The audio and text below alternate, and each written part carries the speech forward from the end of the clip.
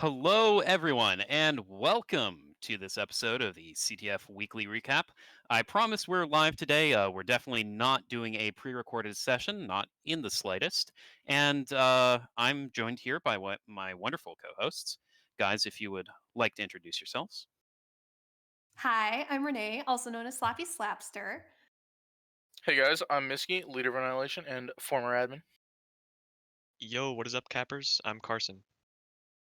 And Carson is here, of course, in a very real physical form. We're happy to have him join us again today. So, looking forward to a very exciting studio experience with him. Now, with that all in mind, we had some very interesting matches. Our first ever week of matches for this new CTF league in season one. Definitely some exciting results. Definitely some unexpected score lines, I think it's fair to say. So, with that in mind, I believe we have a graphic here with all of our matches from this last week. Running through pretty quickly, we had a dominant win from the Baguettes against Olympus, and a similarly dominant win from Annihilation against the Crusaders, both of them being pretty quick matches in terms of total time. And then we had some very competitive matches as well. DF and Citrix went down to the wire, going into very exciting decisive map 3 after 2 ties. And similarly, Roxerces and Fotiá went back and forth. Roxerces coming out on top, but both teams doing pretty well in that matchup.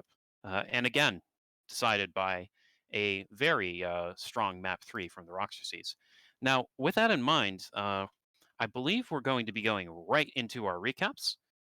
So we're going to start things off with the match between the Roxerces and Fotiá, our seventh and eighth seeds coming into this tournament.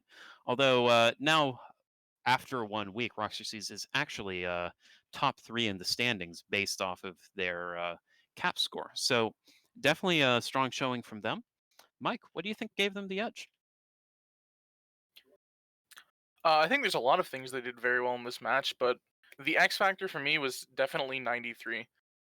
He was a player who participated in, I believe, 6 of their 8 steals, capping 4 of them and passing 2 of them off to other players. So, really big performance from him. Yeah, definitely. But things were definitely very close in that match overall. And the first 2 maps in particular showed 2 teams that were uh, pretty close together in terms of their skill level, pretty close together in terms of how they were performing on that given day. Pagoda's 3 in particular being a very competitive map. So going into map 3, I think we were definitely expecting a closer result than the dominant win that Roxerces were able to pull out on that map in particular. So Renee, what do you think really changed for Roxerces going into that last map? Well, I think that Waitamo Caves offered a little bit more vulnerability to Fosha's side. They were missing one of their stronger medics, which we know is Cherry, and she was not playing with them. So oftentimes when the offense would get out, and again, that didn't happen too often, the medic would almost die immediately. So it was really, really hard to kind of keep that support up. And so Rox's defense did a great job with eliminating that medic support. But again, it's something that Fosha really needs to work on, and they need to not get as flustered on like a map like a map as open as that one. And yeah, speaking of Fotia, they definitely did have their bright moments during that game, but especially on map 3, things did definitely fall apart for them a bit. Going into their, they do have a bye week this next week. They're going to be the one team not playing in week 2. So, Mike, with the time that they're going to have, what do you think they're going to need to do first to really improve and show up stronger in the third week? Fosha for me is a team who is really trying to improve. I've actually been sitting in on a couple of their calls recently, and they've been constantly looking over VODs, trying to get scrims and whatnot, scheduling practices. This is a team that is looking to improve, and as far as I know, the things they are definitely looking at are improving their roaming defense and their offensive coordination. So those are things I'm hoping to see come out of them when they come back week 3. And if you don't mind me asking, what do you think's more important out of the two? What do you think they really need to take that next step? It's really hard to say. Looking at the results of like Waitomo, for example, where not only did they not cap, but they also gave up 3 caps. It is a 5 cap map, so giving up 3 caps isn't the worst thing. But I do think it is that roaming because I think the roaming defense, being a little bit more strengthened up, does actually help out the offense as well. Having that better mid control, being able to push up and help out your offense with the ninjas and whatnot when they steal, I think that's gonna sort of lead them down that right path and get them performing a little bit better. All right, now Roxerces definitely can take some momentum from that game. I think it's fair to say. In addition to the strong performance from '93, they definitely had stellar play from a bunch of their other members throughout the game. So, what kind of momentum, what lessons would you take away from that game if you were Roxerces moving into the next one?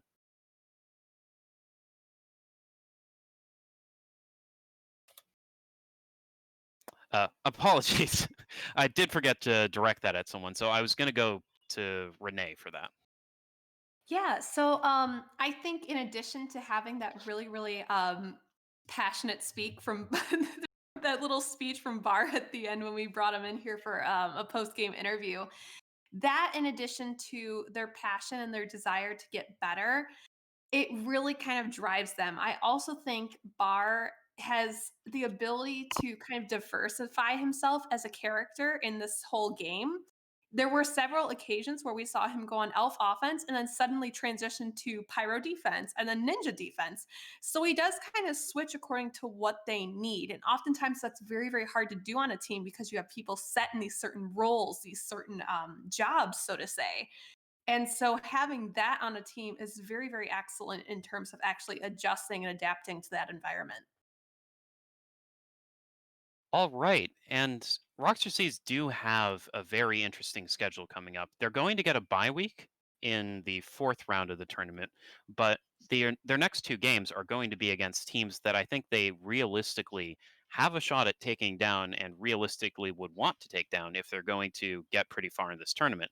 Their next game is against TC, and we'll hear more about that later, to be certain. But then they also get a game against Delta Force, team that we've pegged as being a little bit vulnerable so far in this group stage, and they may actually have a shot at that one as well. So, Mike, what do you think their chances are going forward into the next 2 weeks? Do you think this is a team that can realistically challenge Delta Force right now? Did they show enough strength in this last game? Yeah, so I mean, looking at their next 2 weeks, I think they're definitely favored in that TC match at this point. I think that's something I can confidently say. As far as DF, I think DF did show some vulnerability in their match, like you were saying, and I think Rox is a team that's kind of been able to surprise teams before. Not with like huge upset wins or whatnot, but I do remember a match in specific where they ended up taking quite a few caps off of Olympus, and Olympus having to kind of readjust, come back, and eventually take the map. But Rox is a team who can definitely capitalize on this sort of stuff, and they're actually pretty diverse for where they are in terms of the pre-tournament predictions and whatnot. They have a lot of pretty solid players. 93 again we mentioned on offense, and then Bar as a player who can kind of play a whole bunch of stuff. I don't really have them winning versus DF quite yet, but I could see it going to a third map and them definitely taking a map off, which will help them throughout the tournament with map score and whatnot. Well, definitely a game to look forward to in round three as well. I think we're going to be awaiting that one with bated breath, as well as the matchup this weekend, where TC is going to be looking for some redemption after losing in round one. The one other thing I noticed about that game, I think it's fair to say, was that the majority, in fact, I believe all of the successful captures for the Roxorcies started with 93 or Fella. Two very strong offense players to be certain, but that is a bit of an overrepresentation, I think it's fair to say, from their main cappers. So, Renee, do you think there's anyone else on that offense who we could really expect to see step it up? Anyone who maybe didn't see themselves represented too much in the score line in that last game against Fotiá that we could expect to see have a breakout performance against TC? I definitely would love to see, Bar maintain a capture. He definitely tries to kind of maneuver his way into the flag room, but oftentimes he is outshined, I suppose, by a couple of those other key offensive players, like you mentioned, Fella. and in 93. So I do think that Barr, if he holds himself up and has that confidence for himself, can add to that kind of that trio that they should have, rather than just a duo with Fella and 93 essentially taking the cake. All right.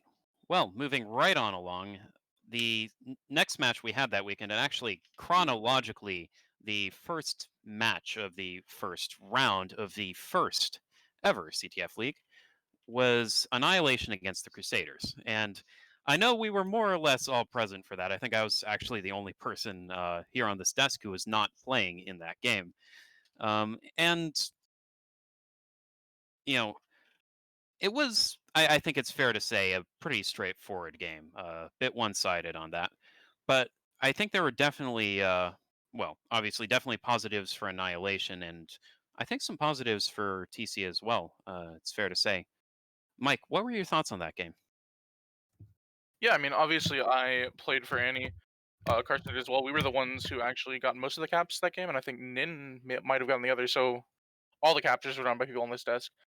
Um, I think going off of that, our offense did really click that game. Pagoda specifically, we just consistently were able to kind of play our own game. Everything came together in the flag room. We got good steals and we got out and we got the support we needed. Rundown was actually a very interesting map because it was the first time we'd ever played it competitively. Pagodas is a map we're really familiar with. Rundown, not so much. Um, we did get a fairly quick capture, but we ended up in a stalemate that we didn't really expect at one point. But Carson was able to come up with a clutch recovery, and yeah, I think from that point on, we kind of just rode the momentum to a win. All right. And speaking of which, we haven't been able to get to Carson all that much up until this point in the broadcast, but I did want to hear how he thought that game went, sort of personally, and as well as if he thought there were any standout players for TC in that game. Yeah, just really briefly here. I think that it again, like Miski was saying, how our offense clicked really well on both of those maps. Pagodas 3, we definitely had some moments where we were a little uncertain about how we would get those captures, but then we had great support from players like GI Joe, who made huge plays there on that map.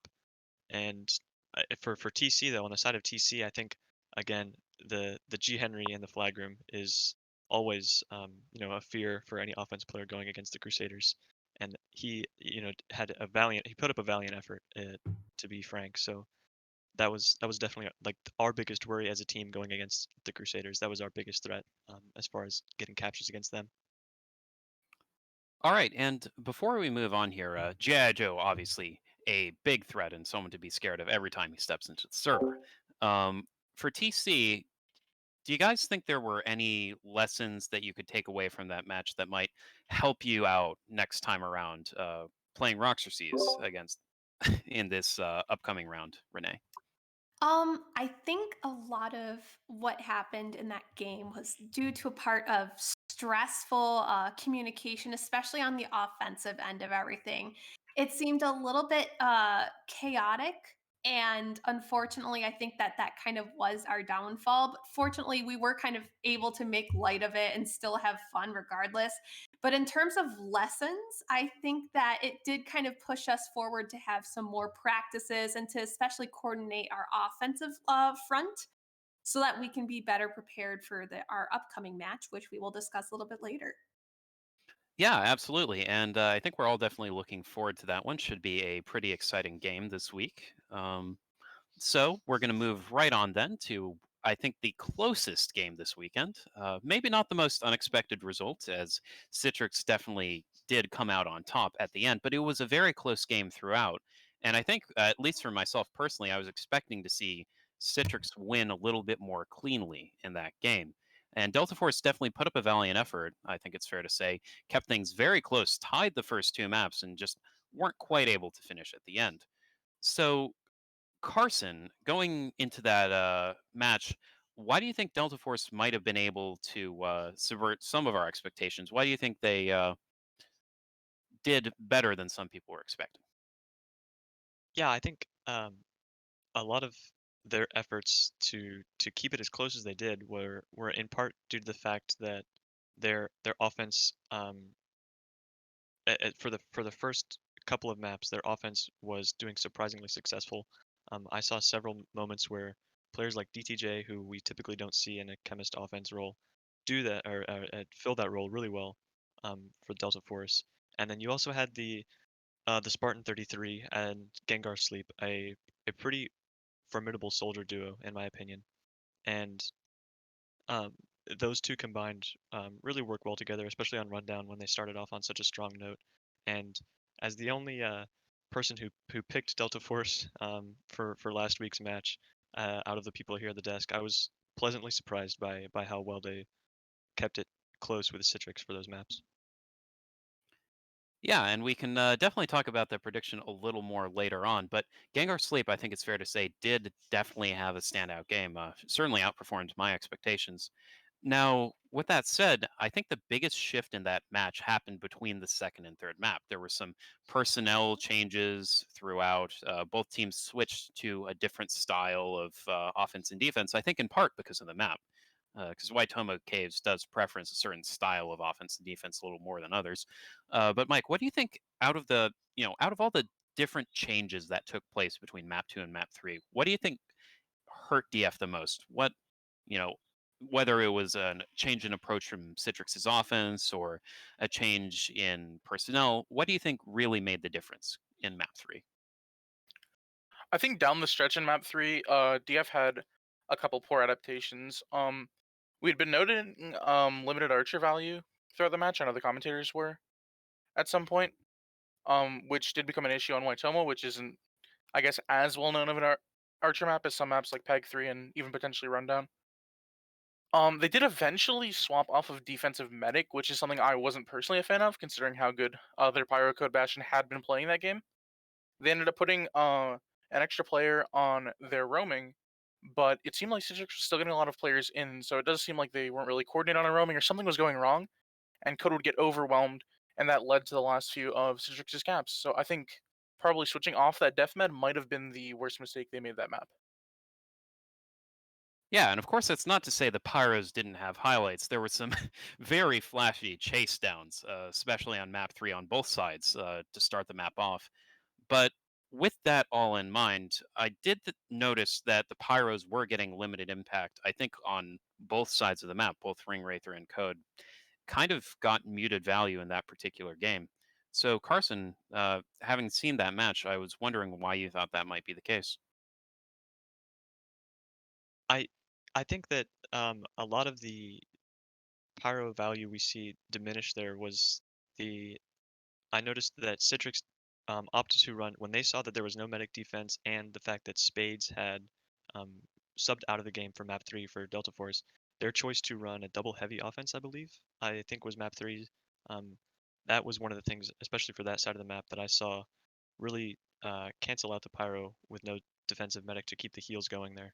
And Code Bastion's signature style of running and how he tends to chase a lot and how he can be really successful with that tended to be shut down a little bit, with a few exceptions that we saw as highlights. But that the bulkier offenses um, definitely reigned supreme in that map.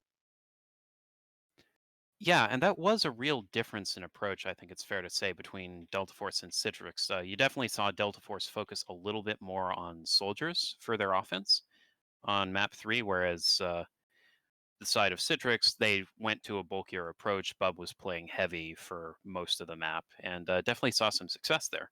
And I do think it's fair to credit him as well. He was the MVP as decided by CMS, myself included. But there were definitely other standout players for Citrix, especially on that third map. So, Mike, I was curious if you had any, other players you would like to credit with, Citrix's comeback success on map 3. I think overall their roaming performed pretty well.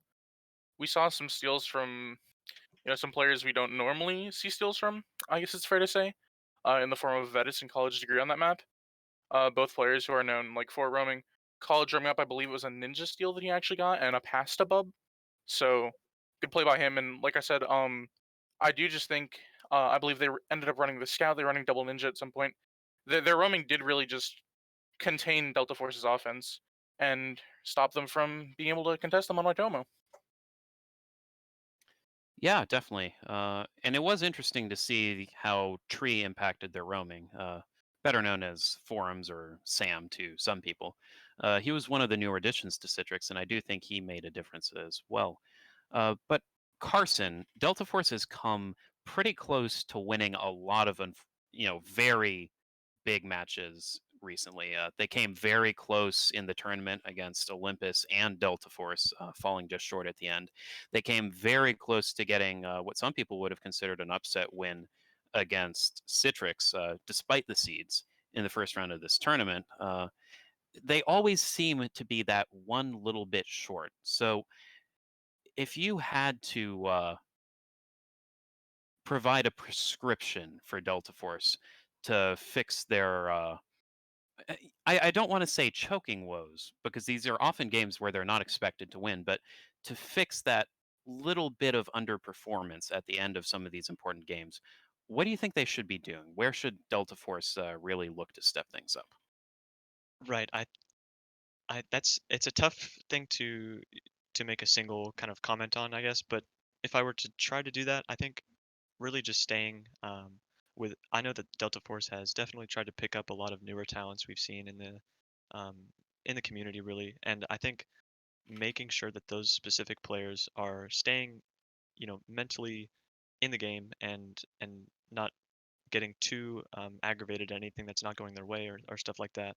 I can't really speak as to how specifically that went for them in those matches, as far as communication and things like that. But I think focusing that or ensuring that those players stay focused and don't kind of lose grasp of the situation, um, and trying to continue their effort um, after like maps 1 and 2 for last week, for example. Um, like making the those small adjustments mid game and things like that. Just staying on top of how you should be playing and keeping your head in the game, I guess, to say briefly. Mhm. Now, Delta Force do have a very tough stretch of games coming up. Between this next round, round two, and round five, they're actually playing all of Olympus, Citrix, Annihilation, and the Baguettes. Actually, the remaining top five seeds that they haven't played yet. Those are all going to be games that we would expect to have some degree of competitiveness within them, but definitely Olympus and TB in particular going into this tournament were considered to be far stronger teams than Delta Force. After that first week, Carson and Mike, I was wondering what you thought their chances are in these next four games, in this next little bit of the schedule. Did they show enough against Citrix to prove that maybe they can improve, maybe they can take some wins off of these top teams, or should we still expect them to have a bit of a rough start to this CTF league? It's definitely really interesting to me. I do think DF kind of outperformed our expectations going into that match, or just mine specifically, because I did expect it to be a little bit more one-sided for Citrix. But part of me also believes that Citrix did underperform in that match, so it's hard to really get a read on how well DF played. I think their round 3 match versus Rox should definitely be a win. We're gonna get to the round 2 match I think later with predictions, so I'll save my thoughts on that until then. But I think the match versus us, Annie specifically, I think is a match where like they should be really shooting to try and get a win there. Um, Going into the tournament and whatnot, you would assume that Annie would be the weaker team out of Annie, TB, and Ollie, and those are all matches they should be looking to win. But I think that round 4 match versus us should be their target to pick up a win there, and maybe go 2-2 throughout these next 4 weeks. All right, and Carson, any thoughts on that? Yeah, I tend to agree with the assessment of this week 1 match. It can definitely be used as a, both a positive and a negative, I guess, for Delta Force. Seeing how a lot of people may not have expected for them to compete this closely with Citrix, and a team of that caliber.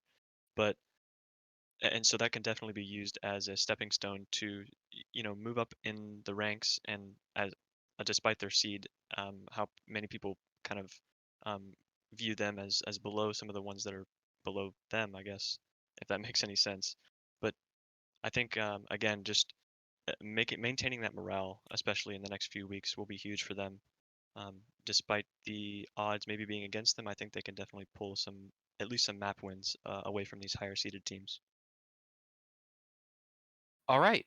Well, we're all looking forward to see how Delta Force will do in the future. Before we wrap up, though, I do want to open a question about Delta Force's personnel decisions up to everyone else here on the desk. So, guys, feel free to chime in whenever you want to. One thing that Delta Force did definitely change going into this match was they didn't start Wintergreen 3, who's been playing Archer for them in most of their matches recently, and instead opted to play Rabius, a highly touted Archer player, someone I think we can all agree is pretty mechanically strong, but someone who also looked maybe a little inexperienced or out of practice on CTF in that match against Citrix. So I was curious what you guys thought. Do you think the right decision going forward for Delta Force would be to play Wintergreen since they've got some very challenging matches in the immediate future and rely on her experience in those matches to carry through? Or do you keep playing Rabius with the idea being that maybe he's the better player, or maybe you're just trying to give him time to improve and get back into the groove in CTF, and hopefully have him outperform Wintergreen in the long run?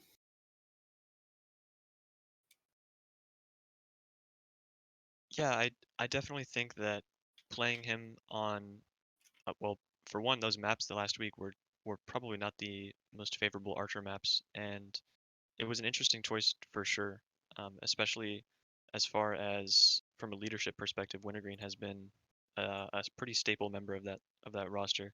But I am really interested myself, not being as experienced and as an old of a player as Rabius, so I may not have the most informed opinion on his kind of legacy because he wasn't really active around the time that I've played. But um, just hearing about the things that he's done in the past and how strong he is on the Archer class, I think getting him back into into the swing of things early on in the season may be a benefit for them, and it could definitely pay off for Delta Force in the later weeks of the season. Yeah, I agree with a lot of what Carson's saying here. I think this might have just been a little bit too early to put Rabius in, specifically on Archer. Um, I think Winter also has been playing surprisingly well these past couple weeks. Better than the levels she was performing during like the draft team tournament, which is around the time a lot of people kind of started like looking for, oh, like Rabius should come back, Rabius should play, Winter's underperforming. I think she's actually been playing pretty well recently, and Rabius does have a really good flex to bulk that he used to play a lot back when like Opposites Collide 5 and whatnot were normal maps in the rotation for matches. So I mean, there is still a way to integrate him back into the game and kind of get him back, I guess, up to par, and keep Wintergreen in as well. But I think definitely bringing him back this week on Archer was a little bit too premature. All right. Well, we're definitely excited to see how that matchup will shape up in the future. Should be an exciting few weeks for Delta Force, to say the least. And hopefully, after they get that tough gauntlet of games done, they'll be able to pick things back up and cash in on some victories against teams that we maybe consider a little bit easier right now. Moving on, though, we did have one more game that weekend, and it was meant to be the showstopper, the match to end all matches, the rematch between the Baguettes and Olympus. And what we got instead was Olympus going out with a bit of a whimper. It was a very one-sided game. TB won both Rundown and Pagoda's 3 very quickly, and I think it's fair to say very convincingly, against the team that we maybe consider to be their top challenger. So I'm going to lead things off with you, Renee. Why do you think TB won in such a dominant fashion? What do you think their X factor was that game?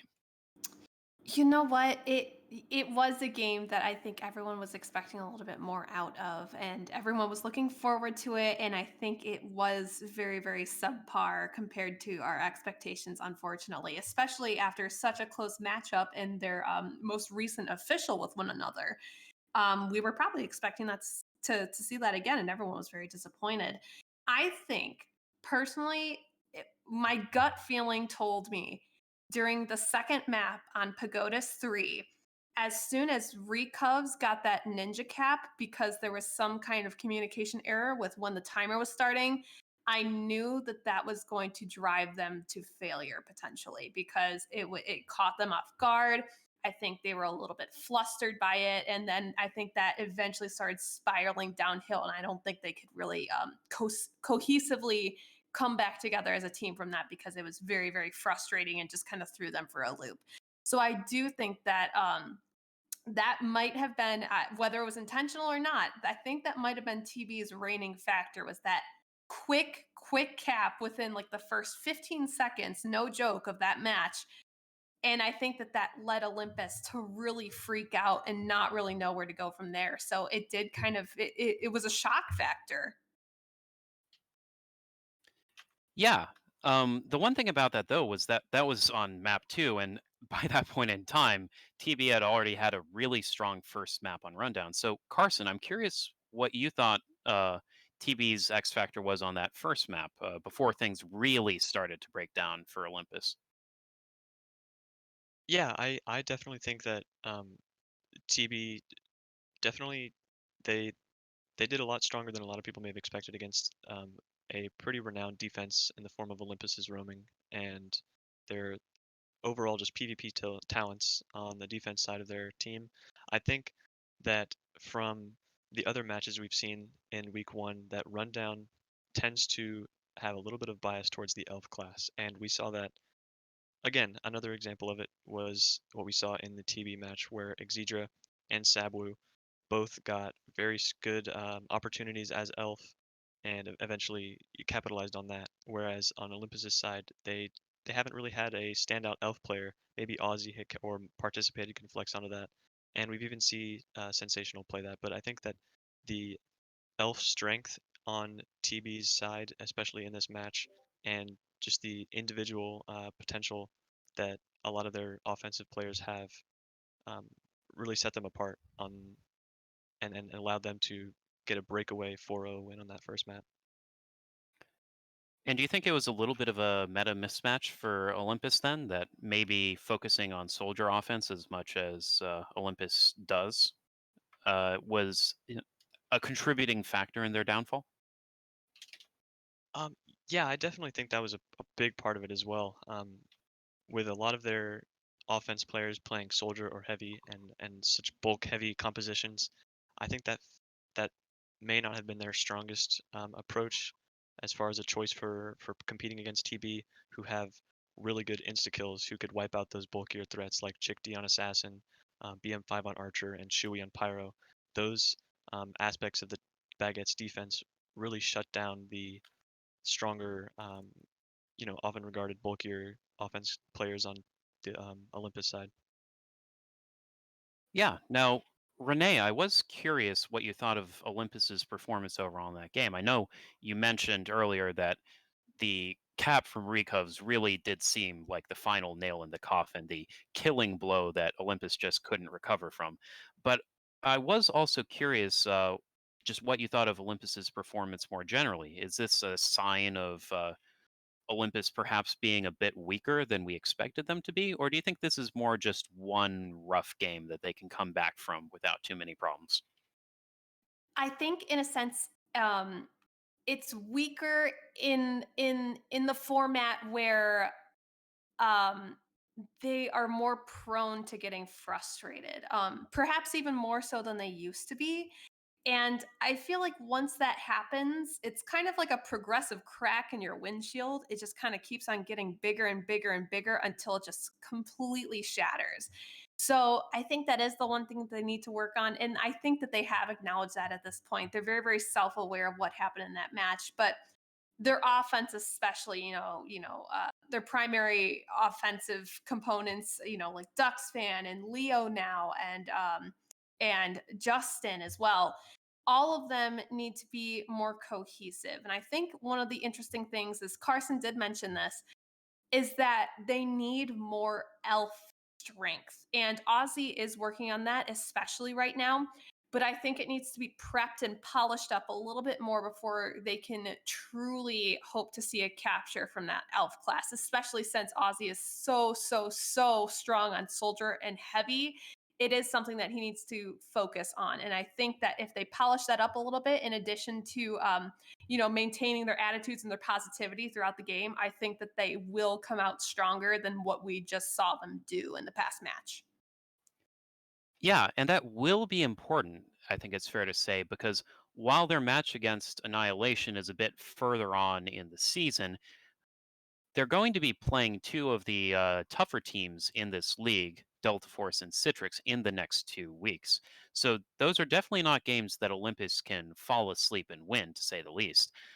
Should, with all that in mind, should we expect to see some big changes from Olympus going into these next couple of matches? Maybe some role swaps, maybe some surprising adaptations from Olympus?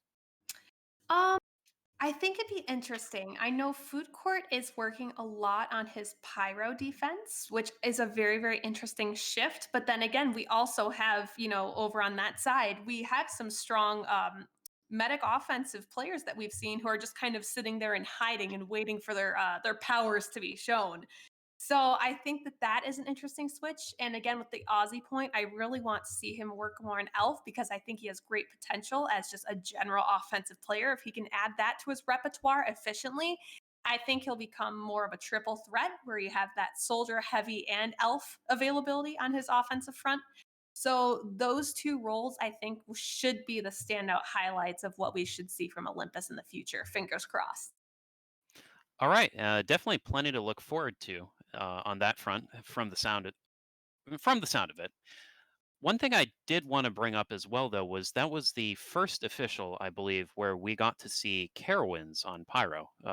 Notably, they stopped using Iceman, who was their go-to in the previous TB versus Olympus match in that role, and he had a performance that I guess you could say was a little bit less than desirable, at least based on the overall scoreline of the match. So Mike, I'm kind of curious, where do you think Carowin slots in best for the Olympus roster?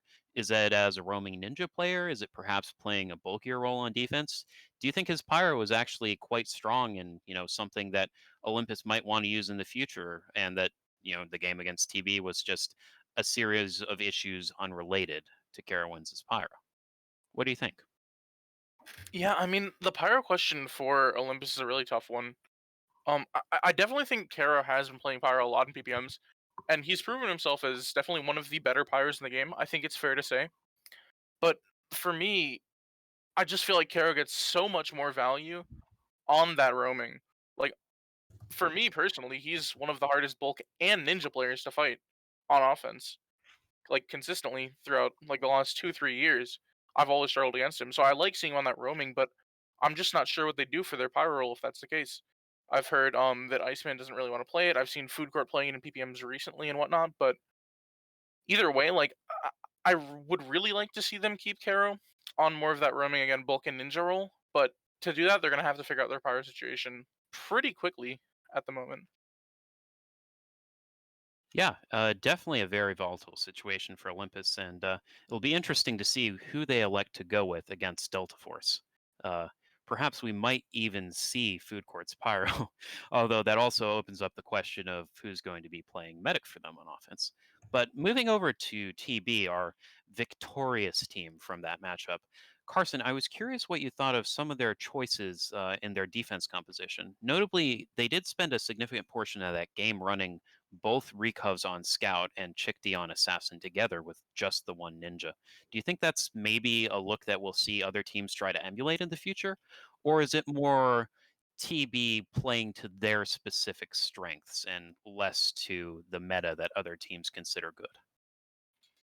Um, I I feel like in the case of TB with such a stellar roster that they have on the defensive end, that may have just been uh, something that they're able to do, and I struggle to see many other teams succeed with that kind of defensive composition. I think with the ninja depth that they have, the fact that you can put arguably one of the best ninjas in the game, Recovs, on Scout and still have a lineup of solid ninjas in the form of Tireless and Seago, and other players, Chickdee as well if he's not on Assassin. But Chickdee on Assassin for me was one of the big one of the big powerhouses on that defense. I saw multiple times on stream he was able to clear 2, 3 Olympus players every push because of his really good positioning, especially on rundown. Was one of his things. So the fact that their defensive composition is a little bit, um, not what people are used to. I think it's really just a smart move for them because of the individual sort of the individual abilities of those certain players, namely the insta kills on assassin and the recov scout, which he is also renowned for. All right, and for Chick D specifically, do you consider him to be maybe the best assassin in the game right now, or are there other players you would consider to be challengers, people who might be doing just as well if they were on TV? I think he's definitely a top three for me. Just personally having played against him a lot, well, having been on a team against him or with him for so long, I really never got the chance to play against him until I played against him in the draft team tournament, and that was where I actually got the full Chick D experience, playing against the trendsetters. So he after those experiences, he's definitely up there for me, along with Gamron and Pig Three and other players that um, are really well known for their assassin abilities. Yeah, and it'll definitely be exciting to see Chick D and the rest of TB go up against Citrix this week. Should be another matchup that everyone should be looking forward to. I think, even if we might say that TB is the favorite at this point in time. But I think that concludes our segment on last week's matches, our recap of the week, if you will. And I think at this point we'll be moving on to preview some of the big matches coming up in week two. In fact, all of the matches in week two, but definitely the big ones in particular. So, with that in mind, I believe we have another wonderful graphic here, courtesy of our producer, Ninsanity, showing us our matches for the week. They are going to be in order from high seed to low seed: the Baguettes against Citrix, Olympus against Delta Force, Annihilation against Team Fallen, who have yet to play in the tournament and who we've scarcely talked about in this broadcast.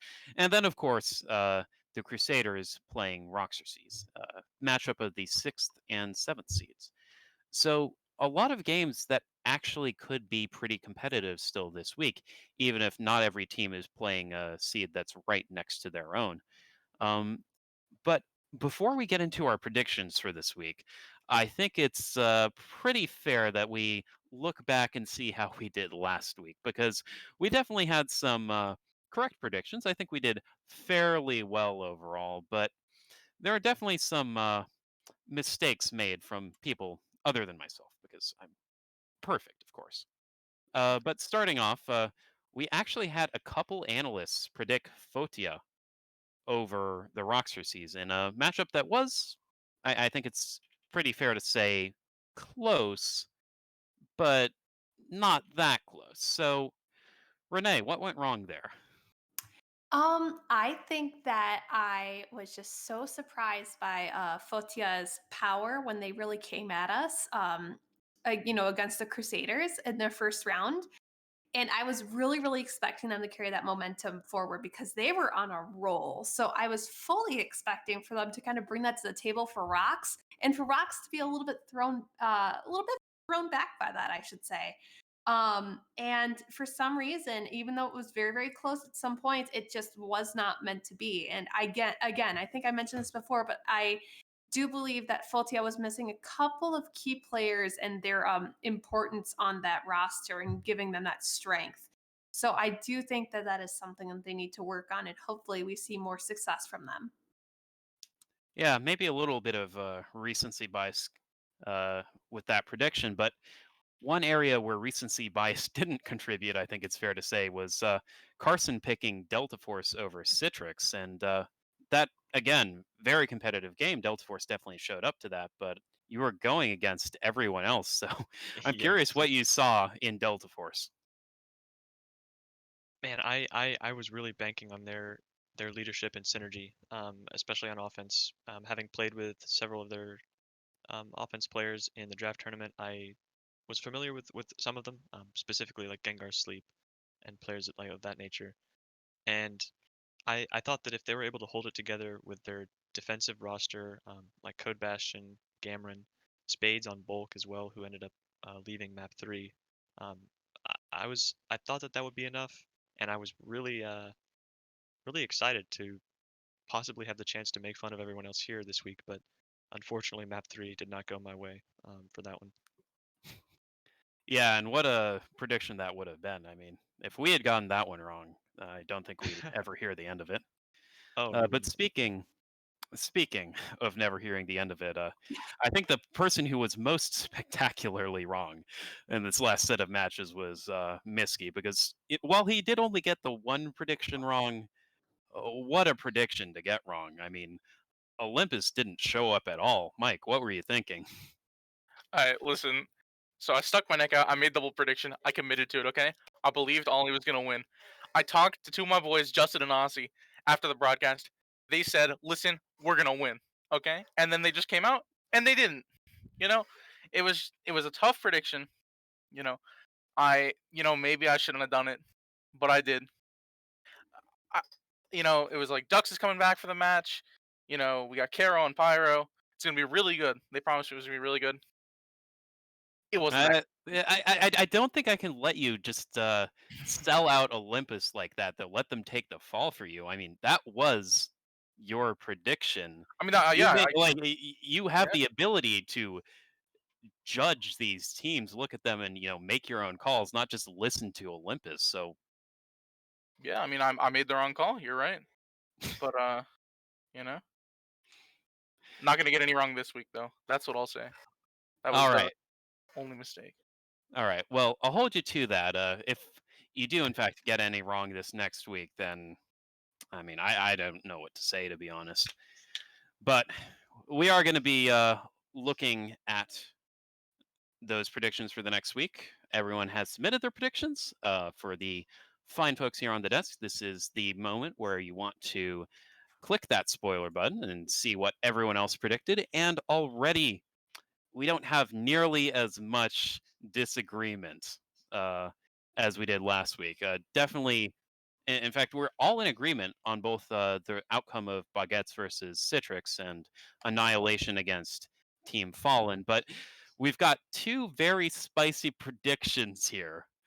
Let's start with the lower seeded game. We've got Renee here picking the Crusaders against the Roxerces after a bit of a rough week for TC last week. Strong showing for the Roxerces the week prior. Do we think maybe a little bit of team bias is playing into that prediction there, Renee? I would definitely say so. As the last time I did a prediction involving TC, I leaned toward the opposing team and I got in a little bit of hot water for it. So there's a little bit of bias there.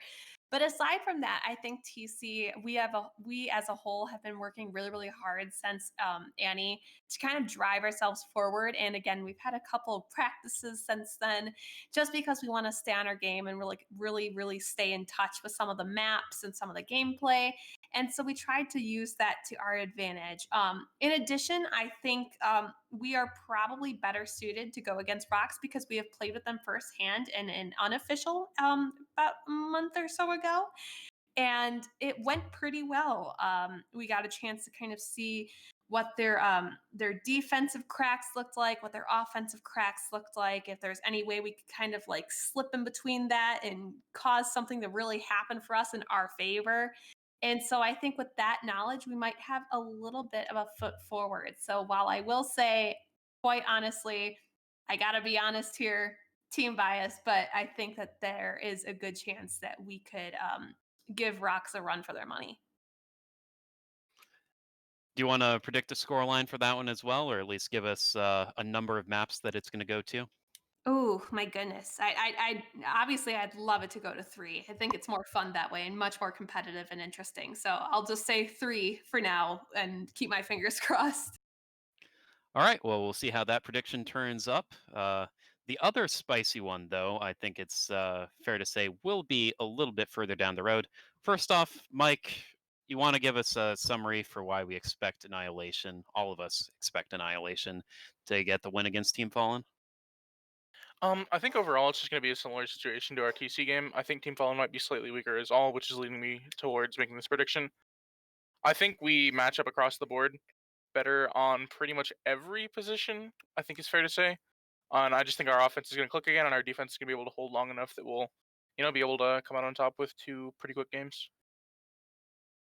All right. Anyone to watch out for on Team Fallen? I think one of their main cappers, XXXX, is actually a pretty good player who, could give us a little bit of trouble on defense if anyone on their team is going to do it specifically. I also think Forleb is now back, or Visk, who is their Pyro, so might need to watch out for him on their defense. All right. Well, it'll be interesting to see if they show up.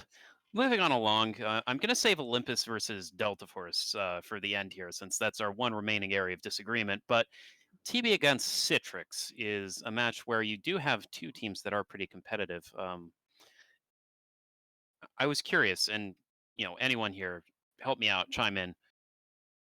Why were we so unanimous in that pick? Do you think it was Citrix underperforming recently, TB showing up as well as they did against Olympus, a little bit of both, maybe some other reasons thrown in?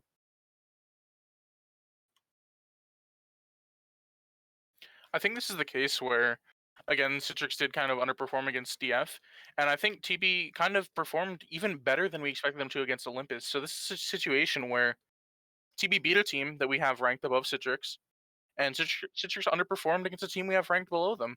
Uh, so I think would really have to come out and really overperform to win this map. I think they definitely have a chance of taking it to 3 maps, but I just don't see them coming out on top of this one.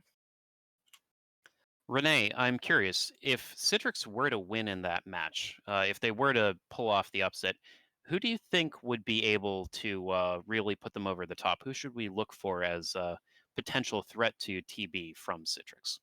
Oh gosh. I think on a defensive front, I think Wolfie is definitely one of their stronghold players. He's really, really good at anticipating where the flag carrier is going and then intercepting them accordingly. He's really, really good at inflicting damage while not boosting, which I know has been, it's very, very hard to restrain yourself from doing so, but he does a great job at that.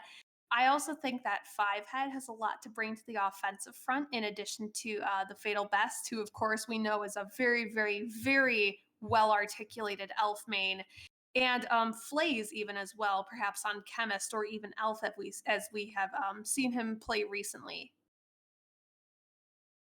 All right. Well, we do have a certain fellow on our desk who's stepped out for a brief moment here. So before we move on to Olympus versus Delta Force, um, let's just let's actually just start with Mike's opinion on that game.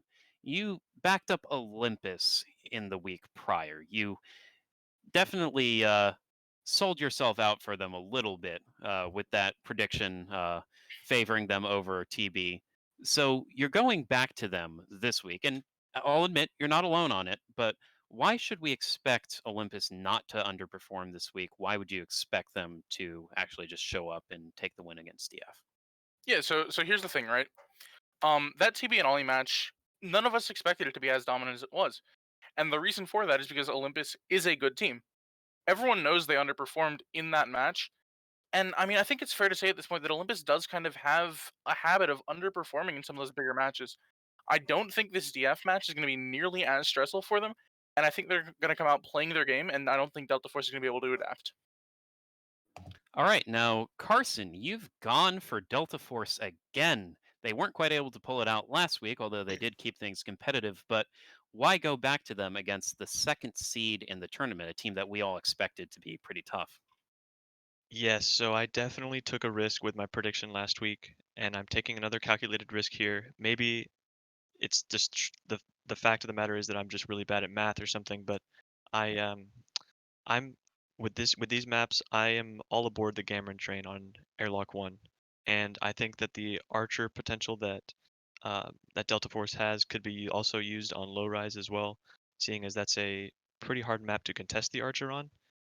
And I think that the synergy and leadership that Delta Force has shown, and I may be banking on a little bit of an underperformance from Olympus here. Um, Maybe something goes wrong with their communication or something. Um, I don't want to like wish poor things upon the team or anything, but that's how I see this map going, or this match going against those two teams. Well, if you don't mind me following up on that and pressuring you a little bit, I Sure. am curious about what you said with the archers on low rise. Generally speaking, one of the weaknesses of Olympus, and Food Court said this himself in his own tier list, is that Trenny is not especially good at archer duels. So I'm curious why you think that Low Rise, a map where the archers don't square off against each other all that much, would favor Delta Force over Olympus, and instead of just being a map where maybe Trenny can focus on his own game and not have to worry about the archer duel too much. As far as like the contesting of the archer, I think I was more or less thinking of it as the as something that an offense member would do as contesting the archer. For duels though, if the Delta Force could know going into this match that Trenny um, has said so himself actually too, that he underperforms a lot on in the archer duel part of the class. And I think that if Delta Force chooses to push up their archer, whether it be Wintergreen 3 or Rabius, um, that would be a pretty beneficial choice for them. And seeing as the pyro capabilities and yes, Winter Green on the helicopter is going to be my prediction for this map on low rise for sure. The the pyro capability of Code Bastion too. I think his style of play of chasing and running around that he's so well known for and so famous for could definitely suit him on low rise as well.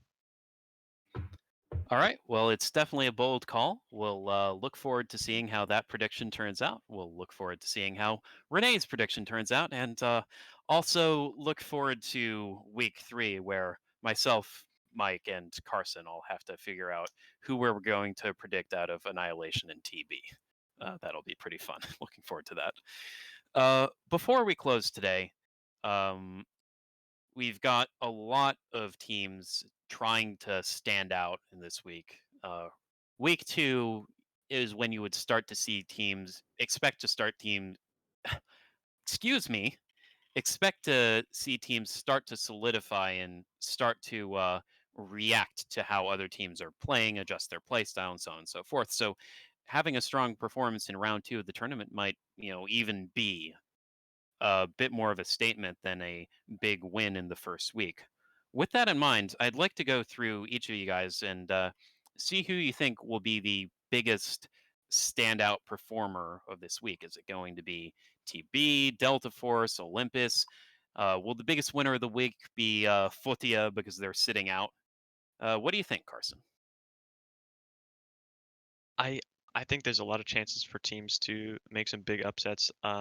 With how much we here have agreed, if if one of these teams that has not been the popular pick among us can compete really closely with some of these better seeded teams, I think teams like TC and well, as seen from my prediction, Delta Force definitely have the potential to um, make some really big statements and perhaps change everyone's popular opinion of them. I think this week is going to be really good for Olympus, and I know I'm kind of going back to them over and over again, but they did get stomped in week 1, and I'm predicting them to win here this week. I think it's going to be a bounce back for them. I think they're going to change a lot of things up, and hopefully some of that starts to gel. And I mean, with their what should be their toughest match already behind them, they could bounce back this week and do really well this tournament. Yeah, I was gonna say the exact same thing. And again, not to lean towards the more Olympus bias because I was on that roster at some point in time. But I do think that that last match with TB might have ignited a fire that they were missing originally. Maybe they were a little bit too confident with that match, but now they kind of are in the more modest zone so they can actually focus on working with themselves and bettering themselves for this match. Because if they win this match, I think that's going to give them some of their mojo back. And I think they will kind of step up from there and really impress us. All right. Well, that's our predictions for the week. We hope you guys have enjoyed this CTF weekly recap. It might have run on a little bit longer than we're planning, and I guess that's on me, so I'll apologize for that. But hope everyone enjoyed it. We hope you guys will join us for the matches this coming weekend. We've got a lot on Saturday. 3 different matches, a bunch of them scheduled right next to each other. Although, hopefully, we can make things a little easier for the viewers here on Annihilation and beat Team Fallen within 30 minutes. Fingers crossed on that one. With that said, be sure to tune in at 3 p.m. for the Crusaders against the Roxerces. That's 3 p.m. EST for the first match.